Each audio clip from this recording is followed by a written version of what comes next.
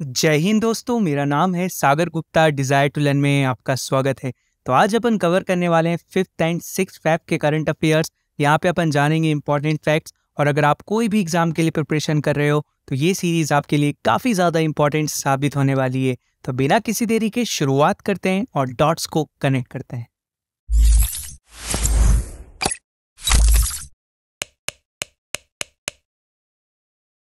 तो क्वेश्चन देख लेते हैं, काफ़ी ज़्यादा इंपॉर्टेंट है। रिसेंटली मिस्टी स्कीम जो रिसेंटली अभी लॉन्च हुई, निर्मला सीतारमन जी ने बजट में अभी लॉन्च की है स्कीम, तो काफ़ी ज़्यादा इंपॉर्टेंट है आपके एग्जाम पॉइंट ऑफ व्यू से। और आपसे डायरेक्ट क्वेश्चन पूछ लिया जाएगा ये काय से रिलेटेड है, तो ये है रिलेटेड मैनग्रोव से। मैनग्रोव्स अगर मैं आपसे बात करूँ मिस्टी स्कीम में क्या होगा, मिस्टी स्कीम्स में मैनग्रोव्स का प्लांटेशन होगा अलोंग द कोस्ट लाइन्स। ठीक है, कोस्ट लाइन्स के अलोंग ये मैनग्रोव्स का प्लांटेशन होगा, जिससे काफ़ी ज़्यादा हेल्पफुल रहेगा ये चीज़, है ना। तो ये चीज़ आपको ध्यान रखना है। अगर मैं आपसे बात करूं कि सबसे ज़्यादा मैनग्रोव्स प्लांटेशन कहाँ पे है, तो वो है वेस्ट बंगाल में। ठीक है, वेस्ट बंगाल में अराउंड पूरे इंडिया का 42.45% जो है वो है कहाँ पे, वेस्ट बंगाल में। तो ये चीज़ भी आपको याद रखना है। और आपने सुना होगा एक नाम सुंदरबन, ठीक है, सुंदरबन के गार्डन, ठीक है, सो ये सुना होगा आपने। ठीक है, ये एक यूनेस्को वर्ल्ड हेरिटेज साइट भी है। ठीक है, तो ये आपको ध्यान रखना है कि सबसे ज़्यादा जो मैनग्रोव प्लांट्स हैं वो कहाँ पे हैं, वो है वेस्ट बंगाल में। और अभी रिसेंटली आपने सुना होगा वेटलैंड डे। ठीक है, वेटलैंड डे कब सेलिब्रेट किया जाता है, तो वेटलैंड डे सेलिब्रेट किया जाता है 2 फेब को। ठीक है, ये मैंने आपसे डिस्कस भी किया था, अपन ने काफ़ी बार डिस्कस भी किया। 2 फेब को ये सेलिब्रेट किया जाता है। अब अगर मैं आपसे एक और स्कीम की बात करूँ, एक और स्कीम बजट में लॉन्च हुई जिसका नाम है अमृत धरोहर स्कीम। ठीक है, अमृत धरोहर स्कीम काफ़ी ज़्यादा इंपॉर्टेंट स्कीम है, आपसे डायरेक्ट एग्जाम में पूछी जा सकती है। ये स्कीम है 3 साल के लिए। ठीक है, इसमें करेंगे क्या, ठीक है, वो काफ़ी ज़्यादा इंपॉर्टेंट है। इसमें जो वेटलैंड्स होते हैं, ठीक है, उनका कैसे यूज़ करना है वो इसमें दर्शाया जाएगा। और इससे जो बायोडाइवर्सिटी है उसको इंक्रीज़ किया जाएगा। तो ये चीज़ भी आप ध्यान रखेंगे, काफ़ी ज़्यादा इंपॉर्टेंट स्कीम है ना। और आपको मैं क्या बताऊं, अब भी अच्छा मैनग्रोव्स की अगर अपन बात ही कर रहे हैं तो अब भी एक अलायंस बना था जिसका नाम है MAC। ठीक है, मैनग्रोव्स अलायंस फॉर क्लाइमेट। ठीक है, मैनग्रोव्स अलायंस फॉर क्लाइमेट ये रिसेंटली बना था। जैसा आपको पता है COP27, ठीक है, COP27 इजिप्ट में हुई थी, तो ये वहीं पे एक अलायंस बना था। कौन कौन सी कंट्री ने मिलकर बनाया था, तो ये बनाया था किसने, UAE ने, UAE और इंडोनेशिया ने। ठीक है, UAE और इंडोनेशिया ने बनाया था। मैंने आपको ये क्यों बताना सही समझा, क्योंकि भारत इसका पार्ट है। ठीक है, आपसे डायरेक्ट क्वेश्चन पूछ लिया जाएगा, India is a part of MAC और नॉट। ठीक है, तो India is a part of MAC और इसको किसने बनाया है, कौन सी 2 कंट्री ने मिलकर बनाया है, UAE और इंडोनेशिया ने। ठीक है, नेक्स्ट क्वेश्चन देखते हैं। सो नेक्स्ट क्वेश्चन देख लेते हैं। Recently it was inform that the sloth bears आपने देखे होंगे, इनको रीलोकेट किया गया सारिस्का टाइगर रिजर्व। तो आपको ये बताना है सारिस्का टाइगर रिजर्व जो अभी रिसेंटली न्यूज़ में है वो कौन से स्टेट में है। तो सारिस्का टाइगर रिजर्व कहाँ पे, जो आप सबको पता होगा ये है राजस्थान में। काफ़ी ज़्यादा इंपॉर्टेंट क्वेश्चन है और बार बार आपसे टाइगर रिजर्व, नेशनल पार्क जो न्यूज़ में रहते हैं उनसे कई बार आपसे क्वेश्चन पूछे जाते हैं। अगर मैं आपसे बात करूँ स्लॉथ बियर का अगर आपसे स्टेटस पूछ लिया जाए तो स्लॉथ बियर का स्टेटस है वल्नरेबल। ठीक है, वल्नरेबल स्टेटस है उसका, ये चीज़ भी आपको ध्यान रखना है। और इसमें क्या बताऊं, अच्छा राजस्थान में एक और टाइगर रिजर्व है जिसका नाम है रणथंबोर टाइगर रिजर्व। और एक और कौन सा है, क्योलदियो। ठीक है, हाँ, क्योलदियो टाइगर रिजर्व। और एक है मुकुंदरा हिल टाइगर रिजर्व। ठीक है, मुकुंदरा हिल टाइगर रिजर्व। ठीक है, तो ये चीज़ भी आप ध्यान रख सकते हैं, तीनों नोट डाउन कर लीजिएगा। ठीक है, नेक्स्ट क्वेश्चन देखते हैं। और अभी एक उत्तर प्रदेश में एक टाइगर रिजर्व आया था, 52nd टाइगर रिजर्व आया था। ठीक है, तो उसका आप मुझे नाम कमेंट सेक्शन में ज़रूर बताने वाले हैं। मैं बहुत बार बता चुका हूँ, अब आप मुझे कमेंट सेक्शन में बताएंगे। नेक्स्ट क्वेश्चन देखते हैं। सो नेक्स्ट क्वेश्चन देखते हैं। रिसेंटली एशिया का first floating Gandhi Sagar floating festival कहाँ पे ये ऑर्गेनाइज किया गया, तो ये ऑर्गेनाइज किया गया मध्य प्रदेश सरकार के द्वारा। मध्य प्रदेश में इसको किया गया। और ये कहाँ पे किया गया, ये किया गया मंदसौर। ठीक है, मंदसौर में ये किया गया। ये आपको जानना इंपॉर्टेंट नहीं है, बट आप ये जानेंगे कि ये कौन से स्टेट के द्वारा किया गया, तो ये किया गया मध्य प्रदेश के द्वारा। आप ये ध्यान रखेंगे, गांधी सागर फ्लोटिंग फेस्टिवल, और ये एशिया का फर्स्ट फ्लोटिंग फेस्टिवल था, इसलिए काफ़ी ज़्यादा इम्पॉर्टेंट हो जाता है। अगर मैं आपसे बात करूँ वर्ल्ड का फर्स्ट लिटरेसी कैंप जो जम्मू एंड कश्मीर में लगा था, उससे रिलेटेड क्वेश्चन आया था अभी बीपीएससी में। ठीक है, मैंने आपको बहुत बार ये चीज़ें बताता रहता हूँ, इसलिए आप इन चीज़ों पे ध्यान दीजिए और ये डेफिनेटली आपके एग्जाम में पूछी जाती हैं। ठीक है, नेक्स्ट क्वेश्चन देखते हैं। एक चीज़ और मैं यहाँ पे बता देता हूँ, गांधी सागर जो डैम है, गांधी सागर डैम, ठीक है, गांधी सागर डैम कौन सी रिवर पे? गांधी सागर डैम है चंबल रिवर पे। ठीक है, चंबल रिवर किसकी ट्रिब्यूटरी है? ये है यमुना की ट्रिब्यूटरी। तो ये चीज़ भी आप ध्यान रख सकते हैं, एक्स्ट्रा पॉइंट में मैंने बता दिया। नेक्स्ट क्वेश्चन देखते हैं। सो नेक्स्ट क्वेश्चन है, अगर आपकी फ्लाइट का अगर हॉल्ट है, ठीक है, 4 या 5 आवर्स का, तो आप देख सकते हैं आपके एयरपोर्ट पे मूवी, डायरेक्ट जाके पीवीआर सिनेमाज में मूवी देख सकते हैं। तो ये बना है इंडिया का first multiplex in an airport complex. तो ये आपसे पूछा जा सकता है कि बताओ इंडिया का फर्स्ट मल्टीप्लेक्स जो एयरपोर्ट कॉम्प्लेक्स में बना, तो ये कौन से एयरपोर्ट पे बना? तो ये बना है चेन्नई में। काफ़ी ज़्यादा इंपॉर्टेंट हो सकता है आपसे, क्योंकि ये बना है फर्स्ट मल्टीप्लेक्स, है ना, तो ये भी आपको ध्यान रखना है। और ये आपको पता होगा पीवीआर और आइनॉक्स, ठीक है, ये दोनों मर्ज्ड हो गए थे। कब मर्ज हुए थे? ये हुए थे 2022 में। ठीक है, तो ये चीज़ भी आप ध्यान रखेंगे। नेक्स्ट क्वेश्चन देखते हैं। सो नेक्स्ट क्वेश्चन है, recently which of the following countries has open N embassy in Solomon island after 30 years? ठीक है, 30 सालों के बाद यहाँ पे अपनी एम्बेसी खोली। कौन सी कंट्री ने वो खोली है?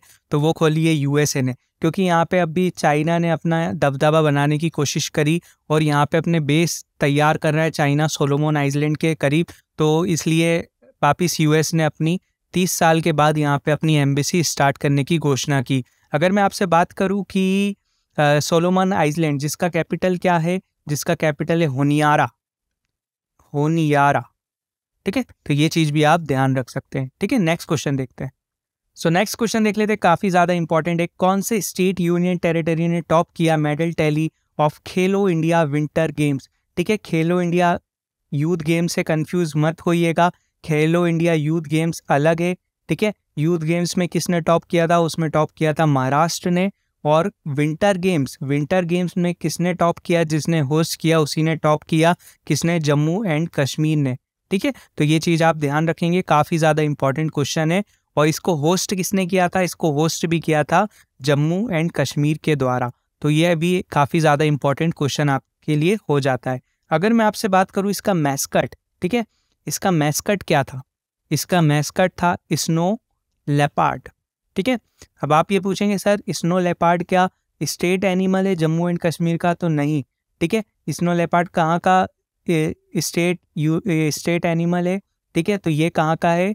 अपना लद्दाख का। ठीक है, तो ये चीज़ भी आप ध्यान रखेंगे। और इसमें मैं आपको क्या बताऊं, अच्छा, और खेलो इंडिया यूथ गेम्स होस्ट किसने किया था? तो वो होस्ट किया था मध्य प्रदेश की सरकार ने। और अगर मैं बात करूं आपसे, इसको टॉप किसने किया मेडल टैली? महाराष्ट्र ने। और इसका मैस्कट क्या था? इसका मैस्कट था आशा और मोगली। ठीक है, आशा और मोगली, तो ये चीज़ आप ध्यान रखेंगे। नेक्स्ट क्वेश्चन देखते हैं। सो नेक्स्ट क्वेश्चन है, भारत, फ्रांस और यूएई ने एक ट्राइलेटरल कॉपरेशन इनिशिएटिव बनाया है, और ये किस लिए बनाया? ये काम करेंगे in the field of energy में।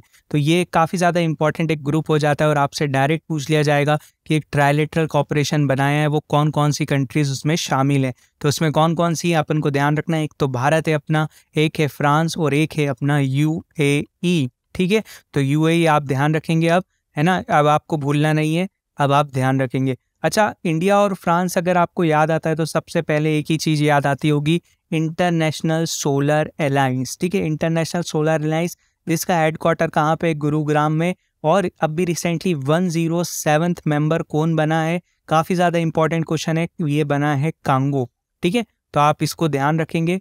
और अगर मैं आपसे बात करूँ भारत और फ्रांस के बीच में, इंडिया और फ्रांस के बीच में जो मिलिट्री एक्सरसाइज होती है सबसे ज़्यादा इंपॉर्टेंट है वरुणा। ठीक है, अभी रिसेंटली हुई है, तो आपसे डायरेक्ट पूछा जाएगा एग्जाम में, वरुणा में किस ने आईएनएस ने पार्टिसिपेट करा था? आईएनएस चेन्नई। ठीक है, हाँ, आईएनएस चेन्नई। और एक और कौन सी थी? आईएनएस तेज। ठीक है, हाँ, आईएनएस तेज। तो ये चीज़ आप ध्यान रखेंगे। और कौन सी होती है, और कौन सी एक्सरसाइज होती है, मैं बताता हूँ, रुको आपको। और होती है, एक होती है शक्ति, ठीक है। आइए, शक्ति एक्सरसाइज होती है भारत और फ्रांस के बीच में। और एक और एक्सरसाइज होती है गरुड़ा, ठीक है। गरुड़ा ये कहाँ पे हुई थी, ये हुई थी जोधपुर में, ठीक है। तो ये चीज़ भी आप ध्यान रखेंगे, ठीक है। तो इसमें आपको और कुछ तो नहीं जानना है। नेक्स्ट क्वेश्चन देखते हैं।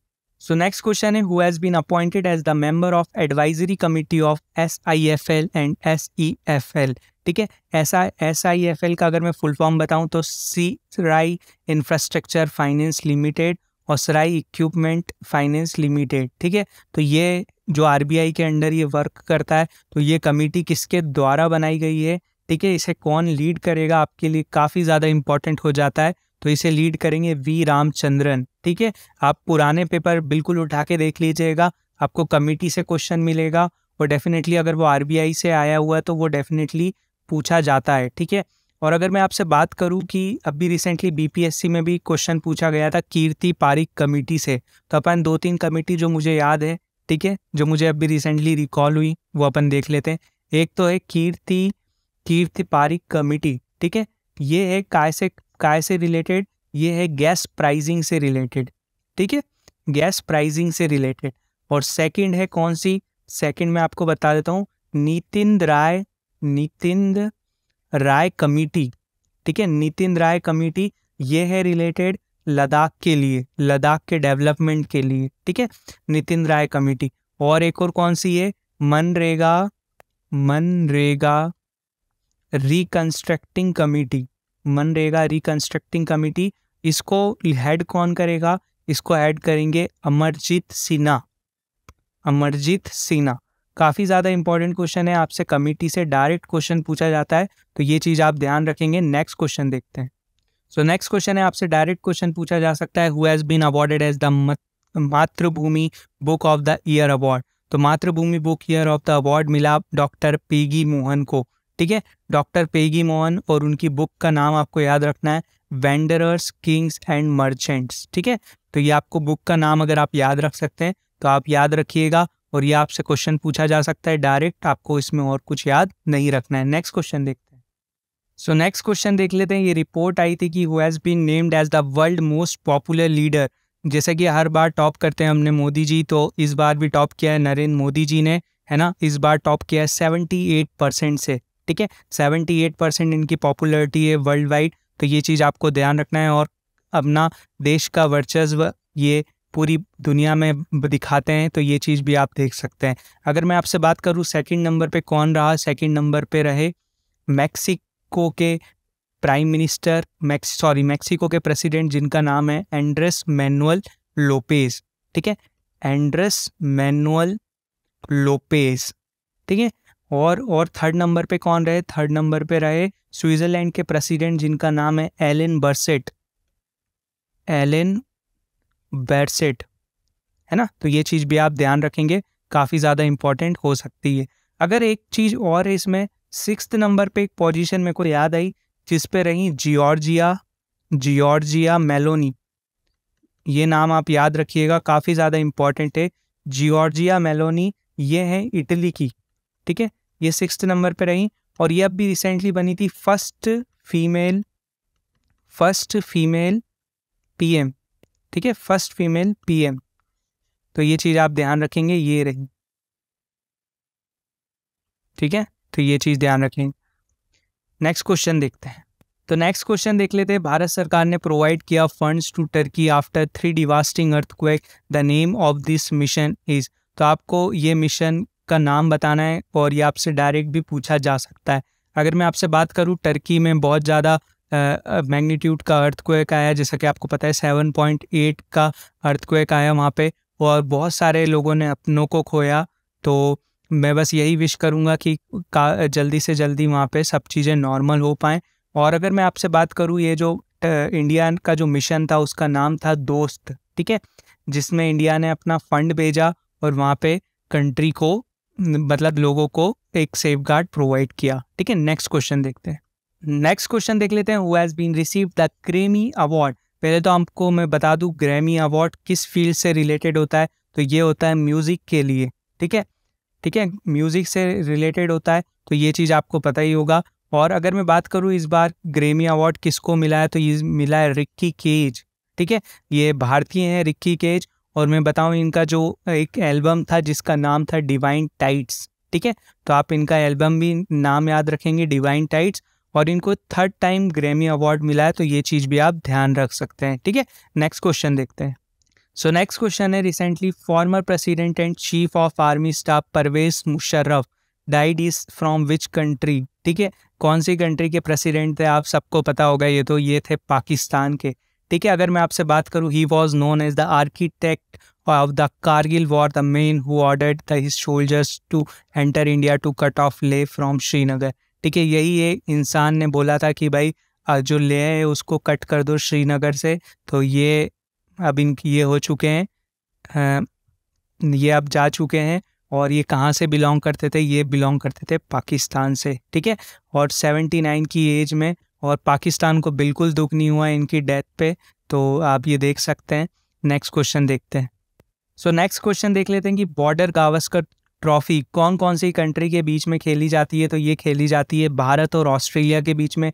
काफ़ी ज़्यादा इंपॉर्टेंट क्वेश्चन है, आपसे एफकेट CDS वगैरह में इस टाइप के क्वेश्चंस डायरेक्ट पूछे जाते हैं। तो भारत और ऑस्ट्रेलिया के बीच में ये मैच खेले जा रहे हैं। ठीक है, तो ये आप ध्यान रखेंगे। और अगर मैं आपसे बात करूं कि सबसे ज़्यादा बार बॉर्डर गावस्कर ट्रॉफी किसने जीती, ठीक है, या तो इंडिया ने जीती होगी या ऑस्ट्रेलिया ने जीती है, तो आपका जवाब होगा इंडिया। ठीक है, भारत ने जीती है और सबसे ज़्यादा रन इसमें बनाए हैं सचिन तेंदुलकर ने। ठीक है, आई गेस सचिन तेंदुलकर ही हैं, बाकी आप चेक कर लीजिएगा एक बार, सचिन तेंदुलकर ने। और सबसे ज़्यादा विकेट लिए हैं अनिल कुंबले ने। ठीक है, अनिल कुंबले जी ने। ठीक है, तो ये चीज़ आप ध्यान रख सकते हैं, this is only for the your knowledge, है ना, तो ये आप ध्यान रखिएगा। नेक्स्ट क्वेश्चन देखते हैं। सो नेक्स्ट क्वेश्चन आपके लिए काफ़ी ज़्यादा इंपॉर्टेंट है। प्रधानमंत्री ने रिसेंटली इनॉग्रेट करा HAL का न्यूली मेड हेलीकॉप्टर प्लांट। कहाँ पे ये इनॉग्रेट हुआ, तो ये इनॉग्रेट हुआ कर्नाटका में। काफ़ी ज़्यादा इंपॉर्टेंट क्वेश्चन आपके लिए आ सकता है। और ये कर्नाटका में कहाँ पे ये हुआ है, टुमकुरू में। ठीक है, टुमकुरू में।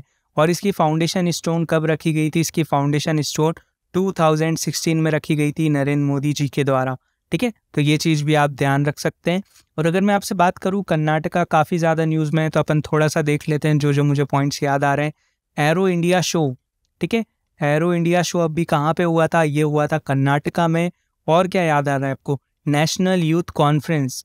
ठीक है, नेशनल यूथ कॉन्फ्रेंस ये भी कहाँ पे हुई थी, कर्नाटका में। और क्या याद आ रहा है आपको, अच्छा एक बेलगाम बॉर्डर डिस्प्यूट, ये शायद आपको क्वेश्चन पूछा जा सकता है आपके एग्ज़ाम में। ठीक है, करंट से रिलेटेड नहीं पूछेंगे ये, बट आपसे डायरेक्ट क्वेश्चन पूछेंगे बेलगाम बॉर्डर डिस्प्यूट कौन कौन से स्टेट के बीच में, तो ये है महाराष्ट्र और कर्नाटका के बीच में। ठीक है, तो ये चीज़ भी आप ध्यान रखेंगे। नेक्स्ट क्वेश्चन देखते हैं। सो नेक्स्ट क्वेश्चन देख लेते हैं। रिसेंटली अमित शाह जी ने फाउंडेशन स्टोन रखी 5th नैनो यूरिया प्लांट। ठीक है, तो ये काफ़ी ज़्यादा इंपॉर्टेंट आपसे पूछा जा सकता है कि 5th नैनो यूरिया प्लांट कौन से स्टेट में आने वाला है, तो ये आने वाला है दियोघर, कहाँ पे, झारखंड में। ठीक है, ये इसकी फाउंडेशन स्टोन रखी, 450 करोड़ रुपए की इसमें लागत आई है ना, तो ये चीज़ भी आप ध्यान रखेंगे। और अगर मैं आपसे बात करूँ जब वर्ल्ड का फर्स्ट नैनो यूरिया प्लांट, ठीक है, वर्ल्ड का फर्स्ट नैनो यूरिया प्लांट जब आया था, तो ये क्वेश्चन आपसे एग्जाम में पूछा था, तो ये कौन से स्टेट में था, तो ये था आया था गुजरात में। ठीक है, और ये आया था 2021 में। ठीक है, हाँ, तो ये चीज़ आप ध्यान रखेंगे। हाँ, ये लाइन यहीं पे लिखी है, आप ये देख सकते हैं। ठीक है, नेक्स्ट क्वेश्चन देखते हैं। सो क्विज ऑफ द डे आपके लिए, recently who amongst the following has become the first actress of Asian descent to get nominated for the best actress in the 95th Academy Awards। आपको ये बताना है कि first actress कौन बनी है फ्रॉम एशिया जो नॉमिनेट हुई है बेस्ट एक्ट्रेस के लिए। ठीक है, ऑस्कर्स में, तो कौन है, Mindy कैलिंग, Michael yaw, Priyanka Chopra, फाला चेन। एक ऑप्शन तो वैसे यहाँ से डिलीट हो गया है ना, कमेंट सेक्शन में आप मुझे ज़रूर बताइएगा। ठीक है, काफ़ी ज़्यादा आप काइंड कमेंट्स करते हो यार, बहुत अच्छा लगता है, और यही उस कारण मैं आज आपके सामने वीडियो बना पा रहा हूँ, अदरवाइज़ मेरी इतनी हालत नहीं है कि मैं वीडियो बना पाऊँ। ठीक है, नेक्स्ट क्विज देखते हैं आपके लिए। नेक्स्ट क्विज है आपके लिए, India won the first ICC under-19 world cup T20 world cup. आप सबको पता होगा भारत ने जीत लिया था, बट इसको होस्ट किसने किया था? आप ये बता सकते हैं इसको होस्ट किसने किया था? तो इसको होस्ट किया था England, Australia, India, south Africa. Please मुझे कमेंट सेक्शन में ज़रूर बताइएगा। सर जब आप CA नहीं कराते तो दिन अच्छा नहीं जाता। Sir it's my humble request, don'ts. देखिए एड्स थोड़े बहुत आते हैं, इतने भी नहीं आते हैं, और थोड़ा तो आपको मैनेज करना पड़ेगा यार। चीज़ एक सोर्स है इनकम का, तो आप उसमें भी अगर बोलेंगे तो प्लीज़ थोड़ा सा आप भी कोऑपरेट कीजिए, मुझे भी कोऑपरेट करने दीजिए, ठीक है। तो आशा करता हूँ आपको ये वीडियो और ये सीरीज़ काफ़ी पसंद आई होगी, और डेफिनेटली अपन एक दिन ऐसा जब आएगा जब अपन पूरा कंप्लीट कर चुके होंगे बैकलॉग्स, और डे वाइज डे अपन वापस करंट अफेयर्स कंप्लीट करेंगे, ठीक है। तो जब तक के लिए अपना ध्यान रखिए, मिलते हैं नेक्स्ट क्लास में। जय हिंद, जय भारत।